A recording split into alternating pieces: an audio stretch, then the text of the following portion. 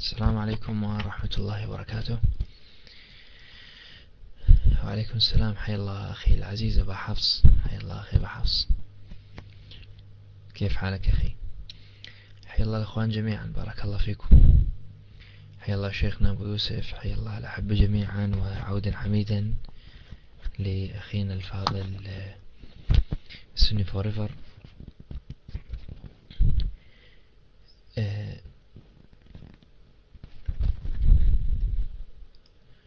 بالخاص، نعم، استفتح الخاص. نعم اخواني، هذا الرابط بارك الله فيكم، هذا الرابط unlisted، يعني توزع فقط كرابط، لكن إذا سويت عليه بحث في السيرش وغيره في اليوتيوب ما راح تجده. أنا وجدته في موقع سوري، وهو الظاهر يعني حديث جدا، قبل يومين، لا unlisted. وما شاء الله يعني الرابط يظهر عملية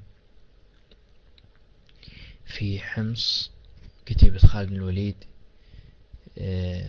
وتدمير مدرعة لهذا الجيش المعتدي المجرم المحتل لحمص الأبية والعادية. ما شاء الله الفيديو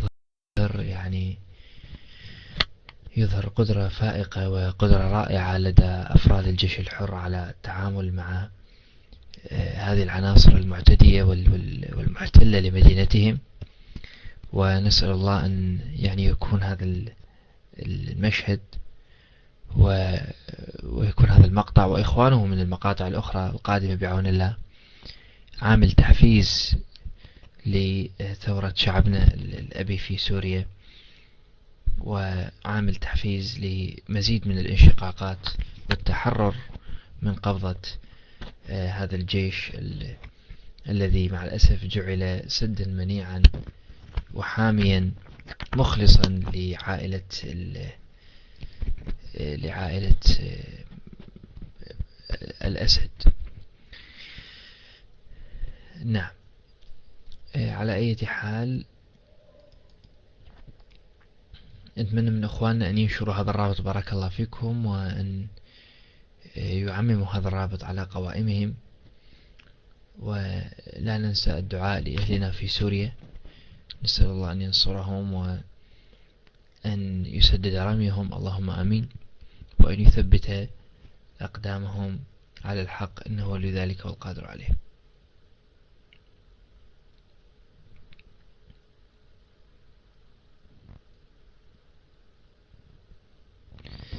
نعم، الأخي أبو حفص، الخاص عندي فقط مشكلة، هاي دائما يصير عندي مشكلة، إنه الخاص ما أقدر أفتحه إلا بعد ما أنزل من اللاقط، وإلا يعلق الجهاز. فقاعد أحاول بيه. إذا هذا بعث لي، هذا شيء ضروري يا أخي أبو يوسف، بعث لي على الوسبر بارك الله فيك حتى يتعامل وياه. هذا الرابط مرة أخرى. لا أخي، موجودة الطيارة اللي هي الار كيو 170، وهذه الطائرة يعني فعلا موجودة، وما كشفت أمريكا عن وجودها إلا العام الماضي، عام 2010 أو قبل الماضي فنيا، وهي فعلا تعتبر يعني متطورة جدا. لكن وراء هبوطها في إيران ما وراءه، أنا أظن أنه يعني أمريكا متعمدة يعني أنزلت هذه الطائرة على الأراضي الإيرانية من أجل أن تجدها كذريعة يعني لتصعيد الموقف مع إيران، بالذات إذا ما استقرأنا تصريحات الخبراء الأمريكان الآن الذين يهولون، وهذا يذكرنا بسيناريو 2003 في العراق، يهولون من قدرة إيران على فك الشفرة. والآن يعني بالتصريحات المتوقعة في الأيام المقبلة أنه إيران حصلت على التكنولوجيا المتطورة جدا. التصريحات اللي بعدها إذن إيران تشكل خطر على الغرب وعلى يعني وعلى المجتمع الدولي. ثم بعد ذلك يعني تستخدم هذه الطائرة كذريعة للضغط على إيران من وراءها روسيا والصين. نعم، لكن كطائرة الطائرة موجودة. نعم.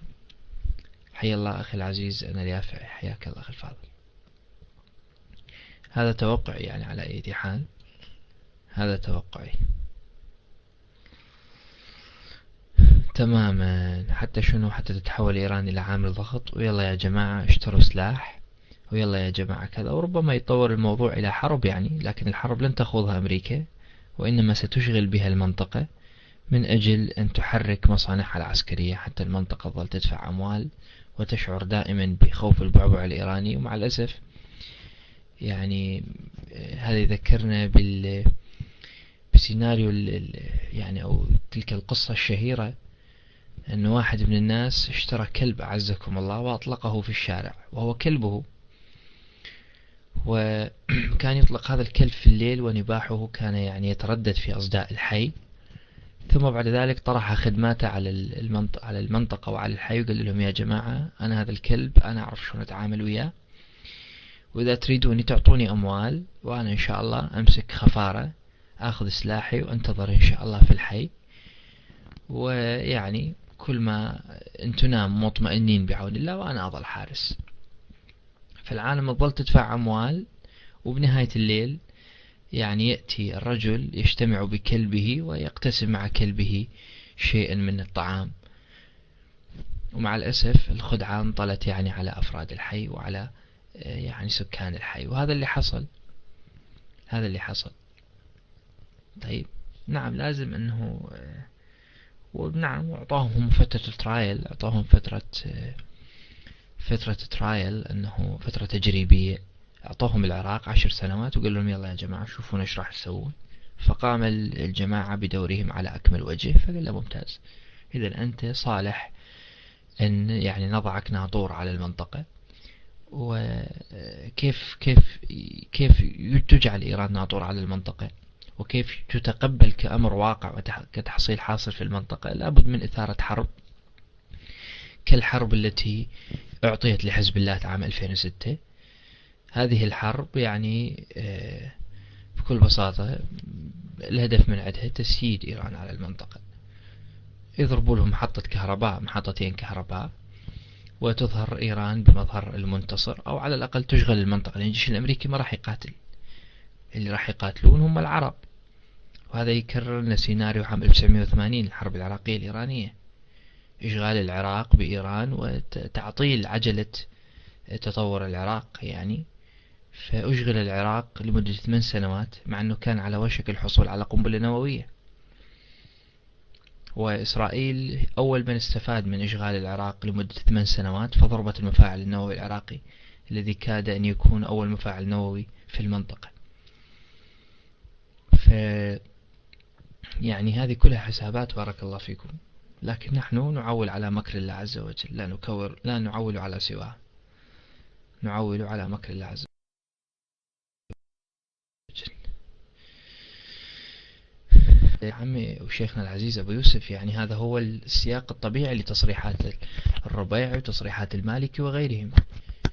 يعني هو المسألة كانت توزيع أدوار، أنه يا جماعة كم الروس الشيعي المطلوب من عندنا نظهر بشار الأسد كممانع، وأنتم يا شيعة العراق ممتاز، أنتم يعني حملتم وزر العراق وغيره، فأنتم تحملوا الوجه القبيح للتشيع في المنطقة، لكن أهم شيء نحافظ على بشار الأسد كوجه ممانع. فكان دائما المالكي يصرح بأنه يا جماعة الإرهابيين قاعد يدخلون من طريق سوريا، المقاومة قاعد تدخل من طريق سوريا، سوريا هي اللي فاتحة بوابتها، فتظهر للناس بأنه سوريا هي اللي يعني ماسكة ورافعة راية المقاومة. وشفنا احنا بأنه حسن نصر الله والعزى وإيران يعني بشكل سخيف جدا ورخيص جدا قالوا بأنه احنا اللي يعني سببنا انسحاب الأمريكان من العراق، والنظام السوري الممانع البطل هو الذي أرغم القوات الأمريكية على الخروج من العراق. وسمعنا احنا الخطاب الرخيص التافه لحسن نصر الله، وشكرا للقنوات العربية والإعلام العربي الذي يعني داس هذا الخطاب بالأحذية. لكن صدقني لو لم تكن الأحداث الحاصلة الآن في سوريا قد حدثت فعلا، وهذا مكر الله عز وجل، لكان خرج القومتشيون وخرج الوطنيون والناصريون مظاهرات في تلك البلد وفي هذا البلد يصفقون لحسن نصر الله ويشكرونه لأنه ساهم بخروج القوات الأمريكية. صح لو لا؟ مو صحيح؟ يعني لو ما حصلت هذه هذه الأحداث وهذا الاستدراج من الله عز وجل لهذا النظام، كان انطلت الخدعة مثل ما انطلت خدعة 2006. لكن يمكرون ويمكر الله والله خير الماكرين. طيب نعم، يتحول إلى بطل أو بطل قومي إذا صح التعبير. لكن نعم، حينما حس الجميع يعني بأن السكينة قريبة جدا من رقابهم، وجدنا بأنه صارت تخبطات بالتصريحات. حسن نصر الله الذي كان يتظاهر دائما بالهدوء، واللي كان دائما يعني الدور الموكل له هو دور خديعة الأمة، ولعب دور الأعور الدجال الذي يخدع الأمة ويحاول أن يظهر بمظهر المقاوم والممانع. شنو اللي حصل؟ اللي حصل بأنه حسن نصر الله وإذا به يخلع هذا القناع ويبدأ بشتم شعبنا في سوريا، ويبدأ بإظهار وجهه الحقيقي الذي طالما خبأه عن الناس. نفس الشيء النظام الموجود بالعراق. زين، انت يا مالكي، انت انتوا يا رافضة في العراق، مو انتوا على اساس النظام السوري عدوكم، مو على اساس النظام السوري هو اللي يدخل الارهابيين، مو على اساس بانه التكفيريين والتفجيريين والمفخخين يدخلون من خلال سوريا. لكن الان احسوا بقرب السكينة من رقابهم، واحسوا بان كل عمل يقومون به الان هو لا فائدة منه، فقد كشفتهم الأمة وتبين بأن الأموال والملايين بل المليارات التي دفعت على مشروع تقديم حسن نصر الله كنموذج حال النماذج السابقة التي حقنت في جسد الأمة حتى تصدقها الأمة وتصفق لها الأمة، تبين بأن هذه الأموال سبحان الله أنفقوها ثم كانت عليهم حسرة، ثم غلبوا بعون الله تعالى. الآن هم يغلبون. تماما شيخنا أبو يوسف. في العالم تفاجأت، قالت يا جماعة المفروض أول نظام يصوت لإسقاط النظام السوري هو نظام المتعة في المنطقة الخضراء. لكن سبحان الله يعني لابد أن يكشف الله عز وجل المجرمين ولتستبين سبيل المجرمين. الحمد لله أن الله عز وجل كشفهم، وهذا إن دل على شيء فإنما يدل على أنه ذول الجماعة متوحدين. يعني البارحة جانا خبر من إدلب من المواقع السورية، قالوا بأنه 7 باصات رقم عراق جاءت ونزل من عندها نزل من عندها أشخاص يرتدون اللباس الأسود، فرغوا 5 من عندها في إدلب، والباصين الآخرين ما عرفوا راحوا. فطبعا ذولا سفلة الجيش المخزي، سفلة الجيش المهدي. وإذا تشوفون أنتم بعض الأفلام المسربة الموجودة في الإنترنت اللي مصوريها شعبنا في سوريا، تلاقي كثير من عندهم لابسين أسود. ذولا الجيش المهدي قاعد يقتلون شعبنا في سوريا، ونحن نعلم جيدا بأن الجيش المهدي موجود، وحسن نصر الله وكلابه موجودين، ونعلم جيدا بأنه الباسيج والحرس الثورة موجودين في سوريا يقتلون شعبنا.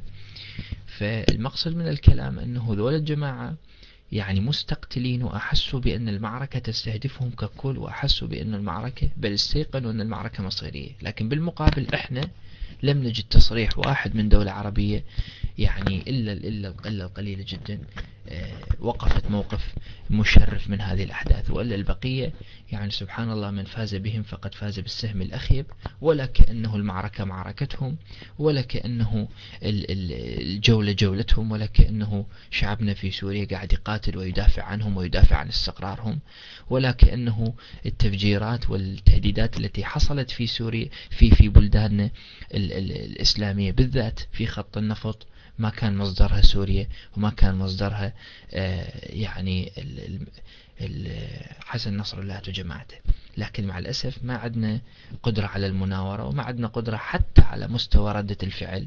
يعني يا ليت هسه احنا نعتمد على رد الفعل، أو كما يسمى بالاصطلاح الرياضي الهجمات المرتدة. هسه احنا لا هجمات مرتدة ولا هجمات غير مرتدة، إنما قاعدين متقوقعين وننتظر يعني شعبنا كله يموت، وننتظر بأنه الفاس يوقع بالرأس، وننتظر أن يصلوا إلى أعتاب أبوابنا، وبعد ذلك نقول يعني متى نصر الله، ولا حول ولا قوة إلا بالله. ما تعلمنا من درس الأحواز، ما تعلمنا من درس العراق، ما تعلمنا من درس سوريا، ما تعلمنا من درس اليمن، ما تعلمنا من درس البحرين، ما تعلمنا من درس لبنان، ويعني ما زلنا ولا حول ولا قوة إلا بالله. نعم.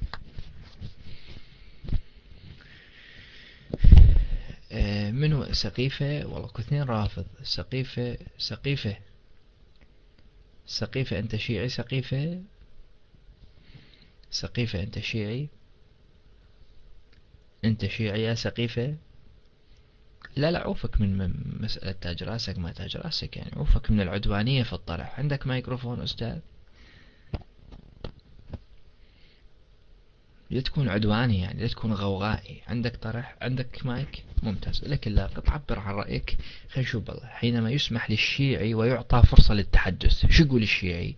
خلينا نسمع من عندك، تفضل. السلام عليكم. شو يقول الشيعي عندما يسنح له فرصة للتحدث؟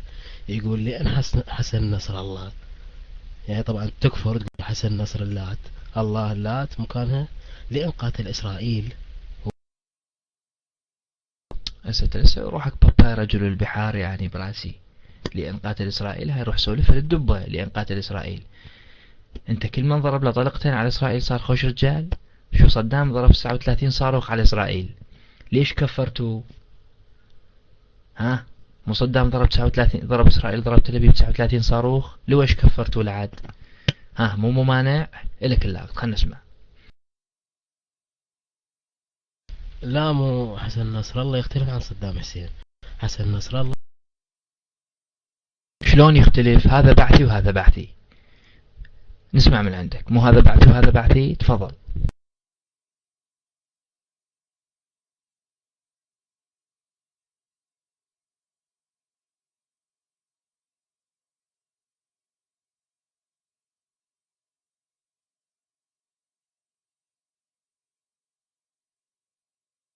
تفضل عمو. مو اثنيناتهم بعثيين؟ تفضل.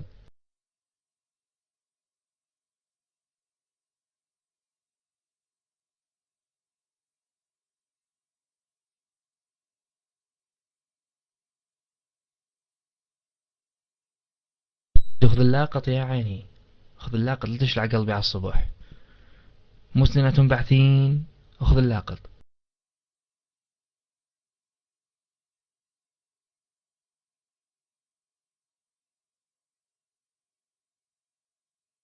أو هم قام يلطم. يا بقى اسحب للسؤال. شنو رايك اسحب للسؤال؟ اسحب للسؤال؟ نسحبه يا جماعة؟ نسحب السؤال؟ لو ما نسحبه نسوي تصويت. هل نسحب السؤال لو نخليه؟ الظاهر سؤال صعب شوي، الظاهر سؤال صعب شوي، سؤال ثقيل. نسحبه لو نخليه يا جماعة؟ حتى يبين لكم بارك الله بكم بين ذول الجماعة ينطلقون من منطلق طائفي بحت. أما إحنا أهل السنة نقول حزب البعث حزب كفري، حزب البعث حزب كافر، حزب كافر، حزب لا ديني ملحد. لكن ذول الجماعة صدام بعثي، وبالمقابل لما تقول له مو ذول الجماعة مو حزب اللات بعثيين، شو يقول لك؟ يقول لك لا مو هذا علوي، هذول من شيعة أهل البيت، من شيعة أمير المؤمنين. شفت شلون؟ هذا يدلك على أنه الشيعي إذا صار ملحد فيبقى شيعي. يعني بنظر الشيعة الآخرين أنه الشيعي لو ألحد يقول لك لا صحيح هو ملحد، لكن هذا نصيري، هذا يحب أمير المؤمنين. شوف شلون؟ شوف الاعتبارات مالتهم، أنه لو ملحد فهو شيعي يبقى شيعي، لو كافر يبقى شيعي، لو هندوسي يبقى شيعي. شوف شلون؟ ما عنده قدرة على يعني أن يتصرف كبشر أو يتصرف ببشرية مطلقا. شوف شلون مطلقا، يعني ما عنده القدرة انه يصير بني ادم، يبقى الشيعي. ها سقيفة، سخيفة، ها يا سخيفة، يلا مو اثنيناتهم بعثيين، مو اثنيناتهم بعثيين لو لا؟ اقترح عليه سؤال ثاني شيخنا ابو يوسف. عندك سؤال ثاني نسأل يا شيخنا ابو يوسف؟ ها شيخنا لو نبقي هذا السؤال، نبقي هذا السؤال. لا مو اذا عفتني ويا مروتي شيخ صعبة شوية راح اصعبها عليه اذا انا ومروتي. ها سخيفة، ها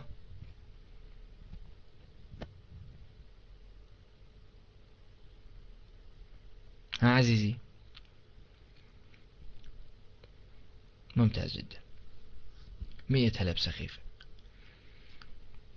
طيب، يقول الأخ العزيز الدكتور شامسي، يقول أخونا فلان أنت تعرف بالعراق الكلام عن أهل السنة سينتقمون بعد خروج الأمريكان والسادة. والله أهل السنة والجماعة أبعد ناس عن الانتقام أخي العزيز دكتور شامسي. وهذا الكلام اللي قاعد يقال بأنه والله إذا طلعوا الأمريكان راح يصير حرب طائفية، إنما هو يعني إعداد، ومثل ما أقول لك نوع من الاستعداد، يحاولون أن يعدوا الناس نفسيا لمجازر راح تحدث لأهل السنة في العراق. فيقول لك ها مو قلنا لكم راح تصير حرب طائفية، وراح تروج نفس العبارات اللي قاعد يروجها الآن النظام النصيري، أنه والله أكو جماعات مسلحة تستباح فيها مدن أهل السنة والجماعة، بالذات بعد ما سمعوا قرار صلاح الدين وديالة وحتى الأنبار بإعلان أقاليم للتخلص من سلطة حكومة المتعة الموجودة في المنطقة الخضراء. فهم بكل بساطة يعدون الناس نفسيا لمجزرة قادمة تعيد إلى أذهاننا ما حصل ب 2006. وإلا أهل السنة والجماعة مع أبعد الناس عن الانتقام، واللي يعرف تاريخهم ويعرف سياقهم يعرف جيدا بأنه أهل السنة والجماعة إذا ما قدروا فهم أبعد الناس عن الثأر وعن الانتقام. وإلا لما كان هناك أكو شيعة في التاريخ، صح لو لا؟ الدليل على أنه إحنا أبعد ناس عن الانتقام وأبعد ناس عن الثأر قاعد يشوف أكو شيعة موجودين بالعراق، وأكو شيعة موجودين بالخليج، وأكو شيعة موجودين، صح لو لا؟ بالرغم من خياناتهم المتواصلة، بالرغم من عداوتهم لله ولرسوله، بالرغم من تعاونهم مع الكفار دائما، لكن مع ذلك احنا مجرد ما نقدر ونستعيد زمام الأمور ما نبطش ولا نعتدي ولا كذا. والدليل لحد هاللحظة، يعني لحد اللحظة الحكومات السنية في المنطقة ترتكب جرائم كبيرة جدا، لكن مع ذلك يعتقلوا ثم يطلق سراحهم. يعني ماكو رغبة جامحة للقتل أو مطلقا، لا. نعم. وللكلام يعني للكلام أبعاده وأنت أدرى بها، جزاك الله خيرا. تفضل يا أستاذ سخيفة، تفضل. السلام عليكم. طبعا هذه أخلاق أهل السنة. أنا اسمي سقيفة مو سخيفة، بس هاي يعني اسمك سقيفة أنت؟ أهلا وسهلا.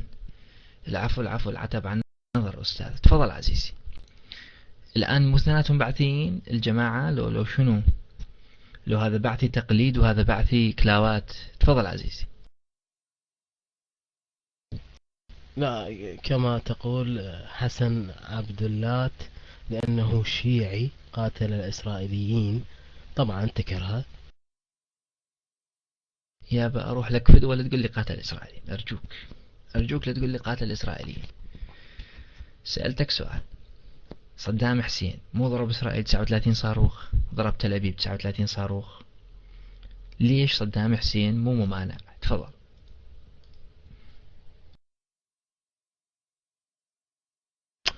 مو صدام حسين يختلف، عندك سني وحسن نصر الله شيعي.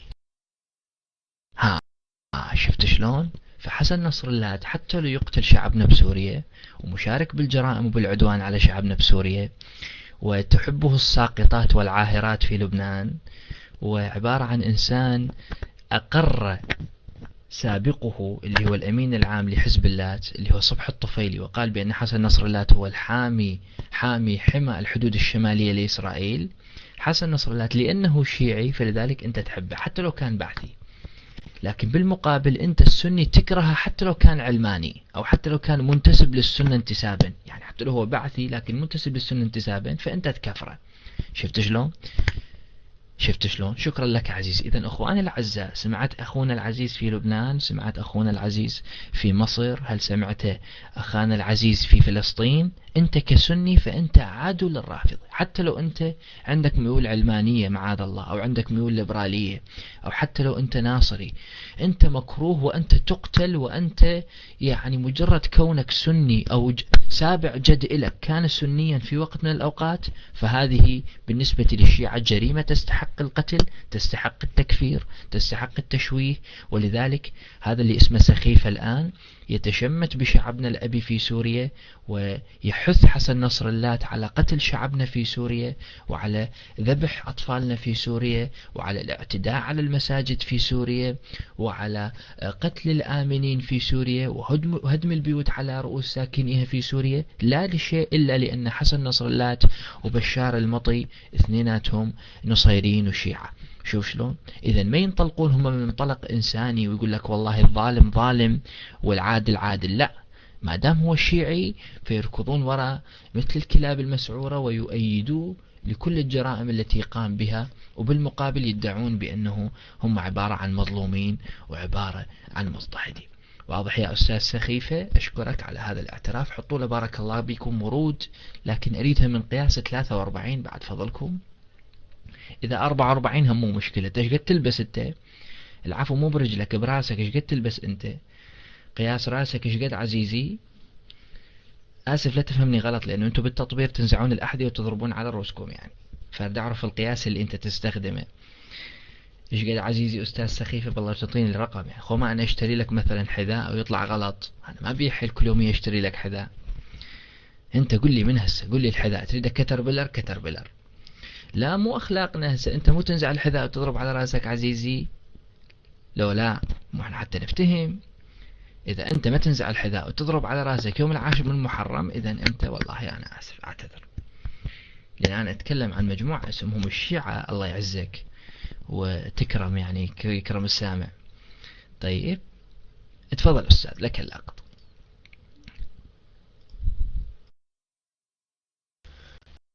الكريم،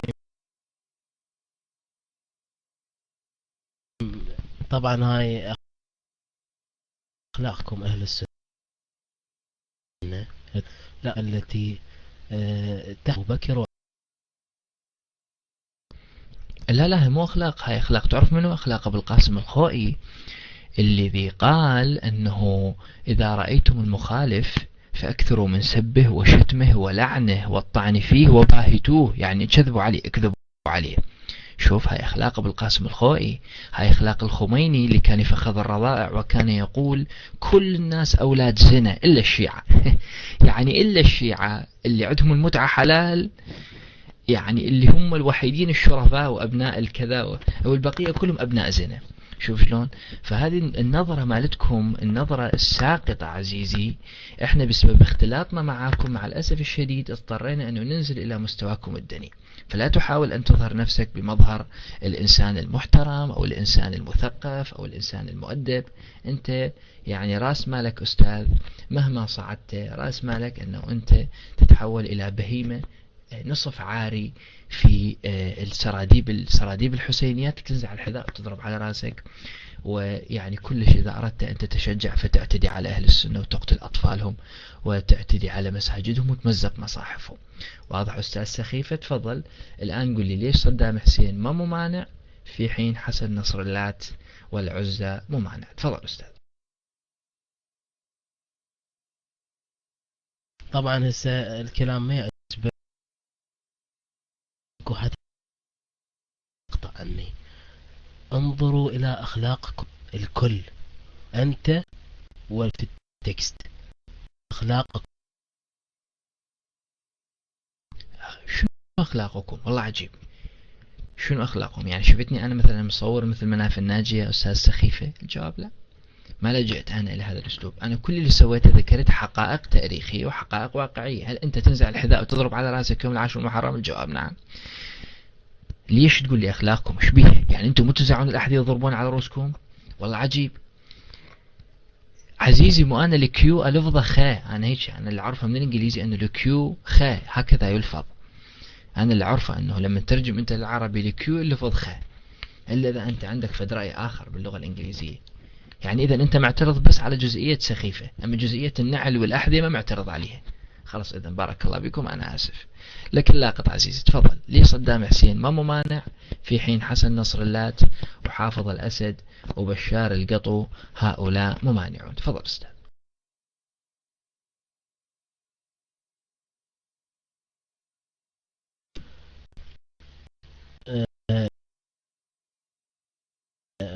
تسمى بحسين وهو بريء منك الحسين.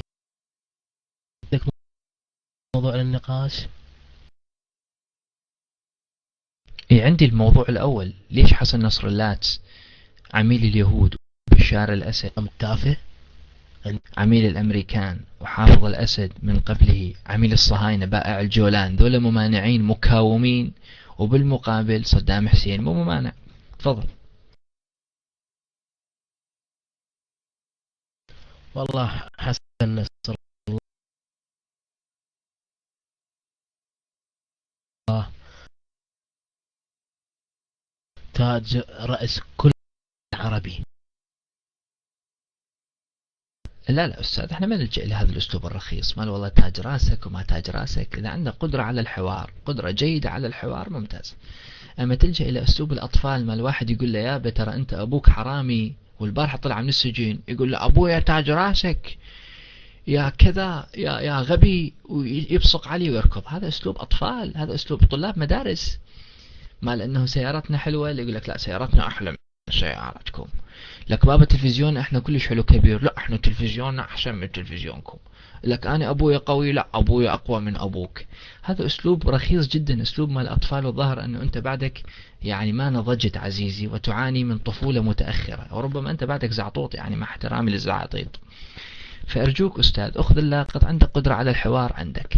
اما اذا انت ما زلت يعني كما يقول داروين بعدك ما وصلت الى مرحلة النضج البشري، وبعدك تعبر عن أفكارك باللطم وبالضرب على الصدر، فأنا آسف يعني ما عندي مقدرة أنه أنزل إلى مستواك. لأن الحمد لله الله عز وجل من علينا إحنا بقدرة اسمها الحديث والكلام والمنطق. أما إذا جنابك بعدك يعني على سابق وعلى قرابتك ببني عمومتك، إذا أردت أن تواصل بفكرة معينة تقوم تلطم وتضرب على صدرك، فأنا آسف ما أتقن هذه اللغة، وأحيلك إلى أقرب حديقة حيوانات إن شاء الله. مو القفص الأول ولا القفص الثاني اللي بيه الزرافات، لا القفص الثالث راح تلاقي بفد واحد يسمونه الغوريلا. أستاذ أنت ألطم وهو يلطم، وخلينا نشوف شنو الرسالة المتبادلة بيناتكم. لكن أهم شيء ما يكون يعني ما تذب له نكتة لأنه في يوم من الأيام ربما هذه الغوريلا قارية فتوى أبو القاسم الخوئي اللي يقول بجواز اللعب بالعورات على سبيل المزاح، والله يستر إذا لزمتك الغوريلا يعني ترى يسويك تتن جو القفص. فهذه نصيحة، طبعا نصيحة مجانية، ما راح أخذ من عندك فلوس عليها إن شاء الله. لكن لاقط عزيزي، ليش صدام حسين ما ممانع في حين ضرب إسرائيل 39 صاروخ وبعثي هو، بالمقابل بشار القطو وباباي رجل البحار وإيران السنافر هذول ممانعين؟ لك اللاقط أستاذ.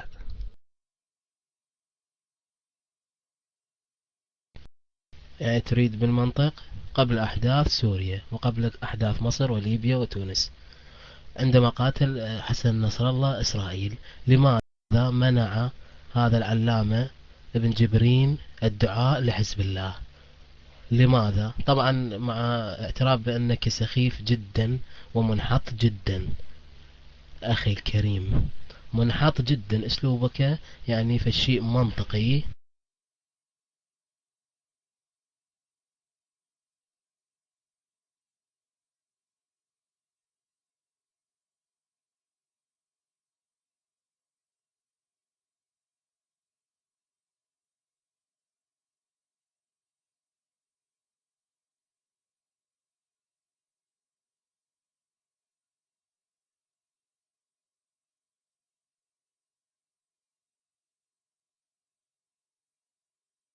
سخيفة وينك أستاذ سخيفة؟ هذا ياخذ كلامي ياخذ كلامي ويبيع عليه.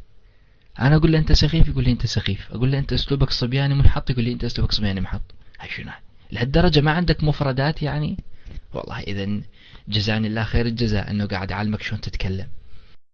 إذا صدقت نظريتي أنه أنت ما تعرف تتكلم، تعرف بس تلطم. وينك يا سخيفة؟ وينك يا أستاذ سخيفة؟ وينك عزيزي؟ زين ردت وراي، خل أعلمك مفردات. عندك ورقة وقلم؟ إذا واحد قال لك كلمة وأنت ما تعرف هاي الكلمة صح لو غلط، قول عنه مدلس.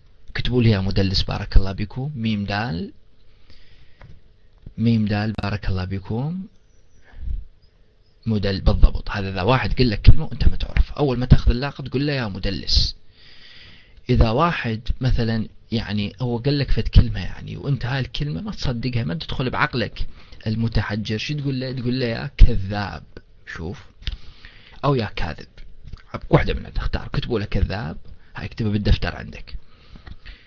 إذا واحد يعني قال لك فد كلام وأنت مثلا هذا الكلام والله فعلا كلام منطقي وكلام عقلاني، لكن بنفس الوقت أنت تريد يعني تكذب هذا الكلام، فشو تقول له؟ تقول له لا تفبرك الكلام.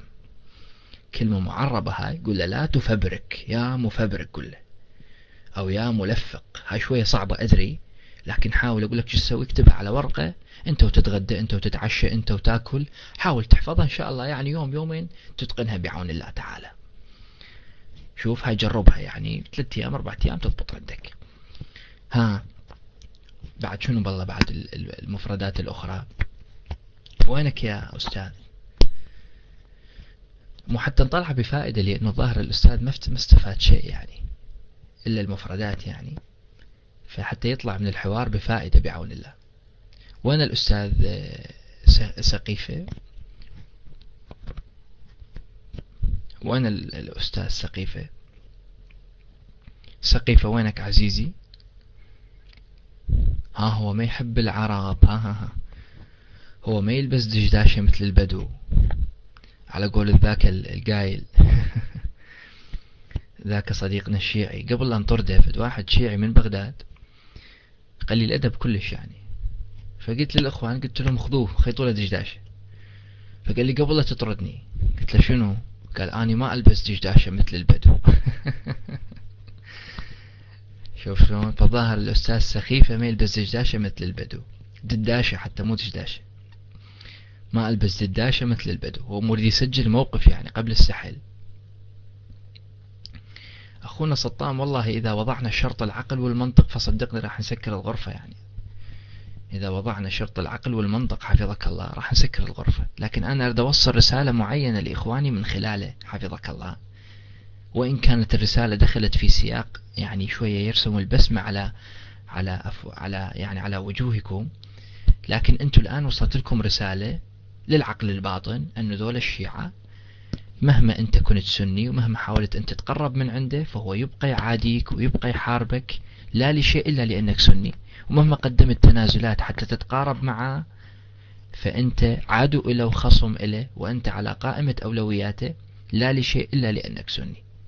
فهذه الرسالة وصلت لكم أنتم من العقل الباطن، وصلت لكم إلى العقل الباطن. ملاحظين إخواني؟ هي رسالة معينة أريد أوصلها، يعني مو القصد من الكلام أنه نتهكم أو نضحك، لا لا لا، أريد أوصل لكم رسالة معينة ترسخ في عقل أخينا المصري وأخينا الليبي وأخينا التونسي وأخينا الفلسطيني وأخينا السوداني، الأخوة الذين ما عندهم احتكاك مع هؤلاء. نعم.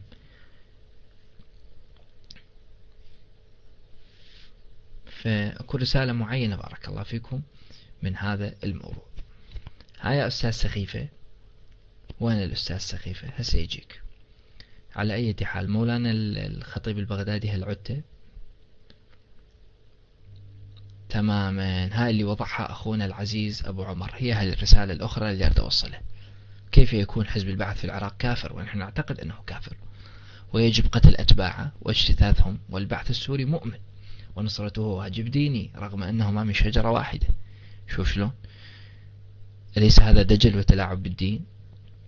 أضف على ذلك يعني هو مو دجل وتلاعب بالدين، ولكن هو أمر نعرفه جميعا نحن، أنه هؤلاء الجماعة لديهم الطائفة أولا، الطائفة أولا، بخلافنا احنا السنة مع الأسف الشديد ما عندنا أولويات، وما عندنا ولاء وبراء واضح، ما عندنا ولاء وبراء واضح، صح ولا لا؟ يعني نجد بأنه احنا نقرب كثير من هؤلاء الجماعة ونتقارب معهم.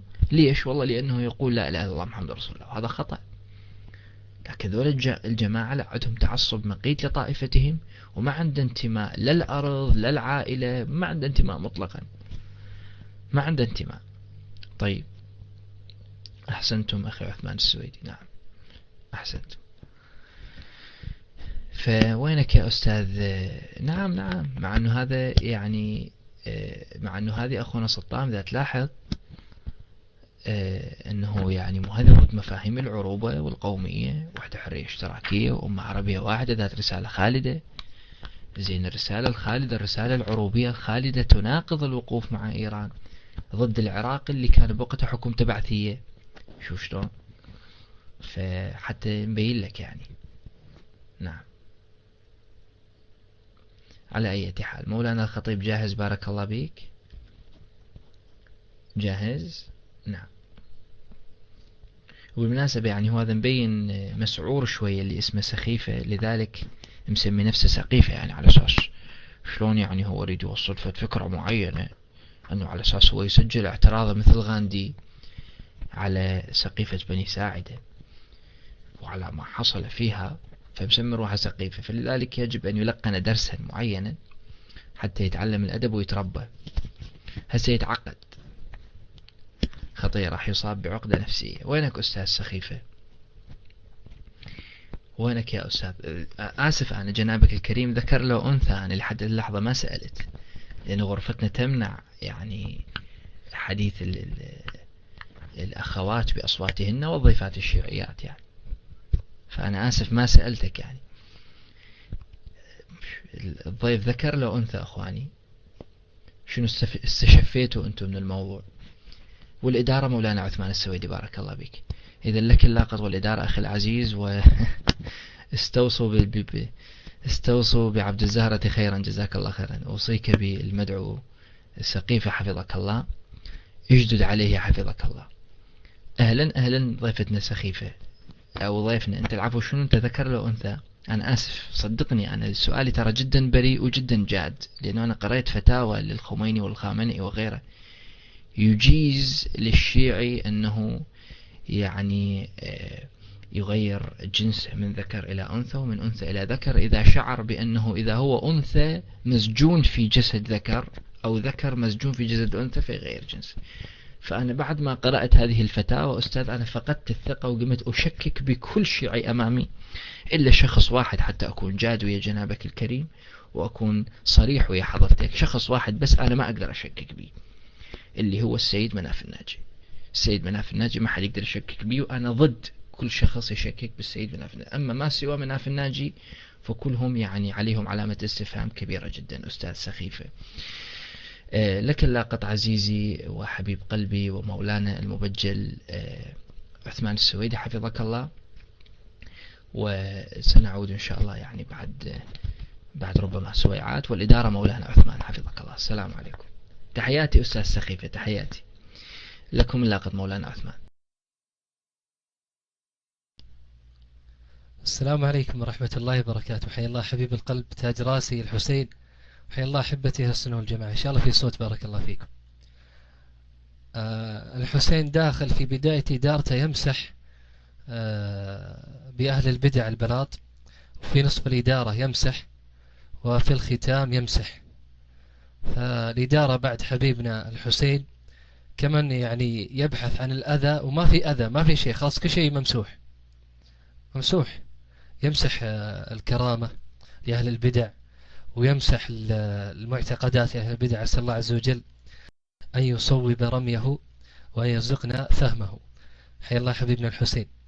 في موقف حصل معي يا أحبة، طبعا من قبل أشهر في المدرسة أنا درس الطلاب، فكنت كل ما أشرح لهم شيء عن أهل البدع فأقول أسأل الله عز وجل يعينني على أن أريكم ما يفعلون.